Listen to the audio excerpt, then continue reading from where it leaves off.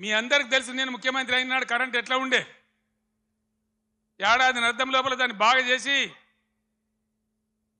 రెప్పపాటు second part current పోకుండా రాష్ట్రంలో అన్ని వర్గాలకు కరెంట్ ఇచ్చినాం. పోచారం శ్రీనివాసరెడ్డి గారు నా పక్కనే ఉన్నారు. ఆనాడు వ్యవసాయ శాఖ మంత్రిగా ఉండిరి. ఆయనకు నేను లక్ష్మీపుత్రుడు అని పేరు పెట్టుకున్నా. ఆయన కాలంలోనే 24 గంటలు రైతులకు ఫ్రీ కరెంట్ వచ్చింది. రైతు బంధు వచ్చింది. కరెంటు కరోనా వచ్చి కాటేస్తే కూడా నేను వేరే ఏవో ఆపినా కానీ రైతు బంధు ఆపలే. వ్యవసాయం జరగాలి, గ్రామాలు నిలబడాలి, రైతాంగం నిలబడాలని కరోనా వచ్చి బాధ పెట్టినా ఖజానాల డబ్బులు లేకున్నా అప్పో సప్పో చేసైనా సరే రైతు బంధు ఆపలే. ఇలాగా రైతు బంధు ఏ శాతం అయితే లేదా?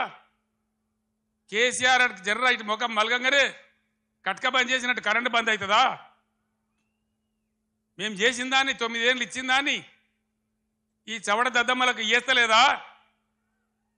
దయచేసి ప్రజలు ఆలోచించాలి. ఇలా మళ్ళా మీరు కాంగ్రెస్కే ఓటేసినారు అనుకో ఏమంటారు? మేము రైతు బంధు ఇవ్వకున్నా, కరెంట్ ఇవ్వకున్నా, మోటార్లు గాలబెట్టినా, నీళ్లు సరిగా తెచ్చి రైతుల పొలాలు ఎండబెట్టినా మళ్ళా మాకే గుద్దిను, మాకే ఓటేసినారు అంటారు. 6 గ్యారెంటీలు 3 గ్యారెంటీలు అన్నిటికన్నిటికీ ఎగనామం పెడతారు. ఇది కాంగ్రెస్ చరిత్ర మీరు చూసిందే.